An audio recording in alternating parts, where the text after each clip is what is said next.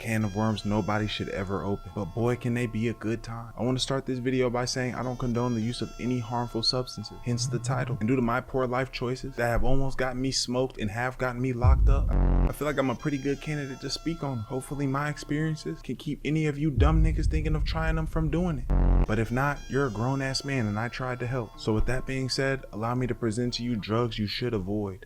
First, that gas. Y'all remember when we were younger and adults would say that tree is a gateway? I remember hearing that and being like, gas to crack is a pretty big jump. And it is. But the amount of people that I know were once scared to put the devil's lettuce to their lips, quick to do any poison imaginable. I feel like everybody's introduction to tree was basically pretty similar. One of your friends, family members said that they did it and you followed and did it with them. Depending on how your first time getting zooted was, you either realized that it wasn't for you or you finally caught a glimpse of a whole new world you've been missing out on. My first time smoking was with my Hispanic partner Edgar. That was dead ass his name. Thing is, I didn't even get high. I acted high in front of him, but in my head I was like, I feel normal. After that I smoked with him again. It didn't work. At this point I thought I was immune to this shit. I was under the impression that some people could get high, some people couldn't, until I was over at my best friend's house. The difference between this time and the others, I was with Edgar hitting a paper. With my dog, he had a pipe, and when I tell you, that first hit from that pipe changed my life forever. After finishing coughing my ass off, I had reached new limits. Everything was funny. I was hungry as fuck. And that night was one of the most memorable times of my childhood. Mind you, I was 13. But as humans, there's something within us that once that seal is broken, some of us yearn for more. Going forward, I would smoke every now and then until I hit the big 15. I was in a new area, and at this age is when I realized this shit is an actual gateway. I went from smoking every now and then with my friends to smoking that shit every day being the plug in my area, all throughout high school. So being so in tune with it, I saw how it affected many different types of people. First type of people I want to touch on are the I can't get addicted. Anybody that say you can't get addicted to that shit is lying. I got partners that can't eat a bowl of cereal in the morning without smoking that shit. Can't go to a loved one's funeral without being high. Me and my people was finna hoop. I'm getting my bag ready to walk out. He gonna say, hold up, let me roll up real quick. I'm like, damn nigga, we about to get active. We can't do this shit when we're done. And it gets deeper than that. People that be trying to quit after smoking so much be dead ass having withdrawals. My cousin was trying to slow down. He told me he couldn't even sleep. Said he waking up from nightmares and shit. Another sect in the marriage of hoochah community are the motherfuckers that get unproductive as hell. I've had to explain to niggas, if you took the mental decision to stop chiefing, world would be yours. Nigga call me mapping out his whole day, full of productivity. Tap in with him later, see how his day went. He talking about he got high, got on the game. I ask if I'm trying to hop on. Some people can be productive off that shit, not me though. If I'm not out and about, I'm gonna fall asleep or I'm gonna eat. The last group are the criminals. If you're a consistent tree smoker, there's no doubt that you had to deal with some shady individuals. Because of how tapped in I was with it, I've seen every shady nigga there was. I even was a shady nigga. Anybody I would serve to that I didn't like, whatever they would ask for, they gon' get shorted.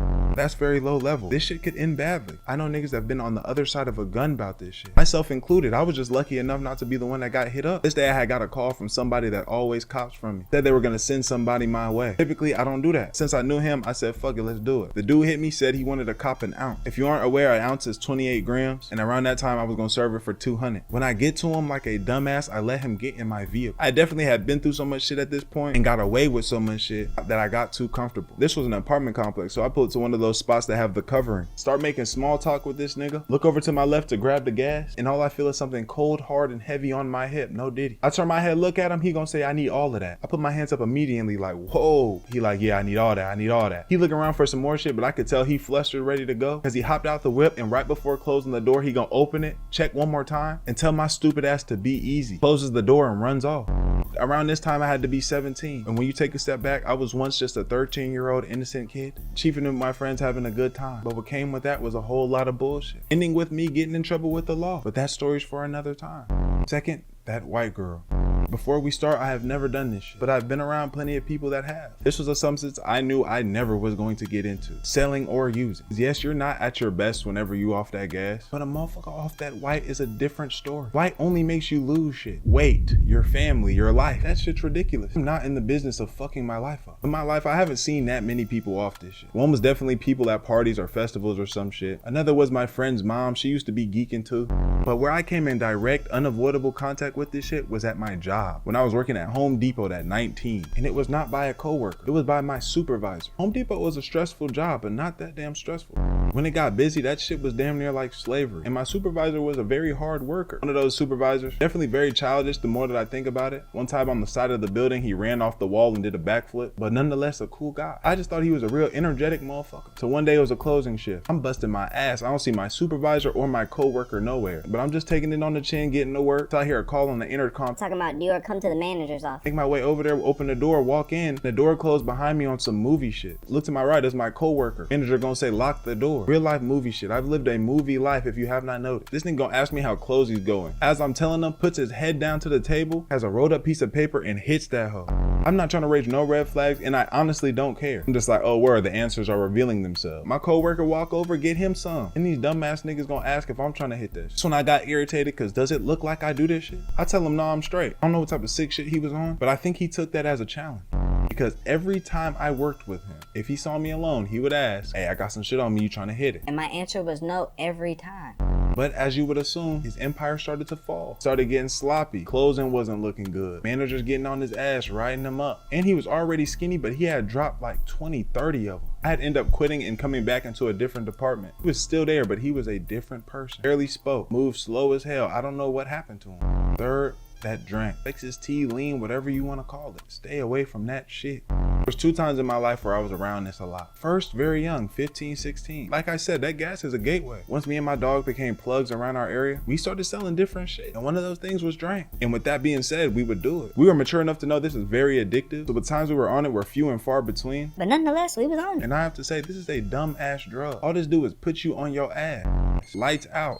The only appealing thing about it was the taste. Other than that, we were just destroying our bodies going to bed. Not only health-wise, but it impairs you. Never have I been the type of person who could just fall asleep standing up. Depending on how you moving, this shit can do that to you. After a while, thank God, it became very hard to get. So it didn't resurface into my life until I was an adult. Before I became a YouTuber, I was a music producer making beats. I made beats for Youngboy, No Cap, Rich the Kid, Rod Wave, the list goes on. So as a producer being involved in this scene, of course I'll come in contact with that drink. And there are certain people that are so deep in that, they will tell you do not touch that cup. It's telling me they tried to quit stomach flipping. This almost makes it impossible. It's one of the most expensive, pointless habits you could ever have.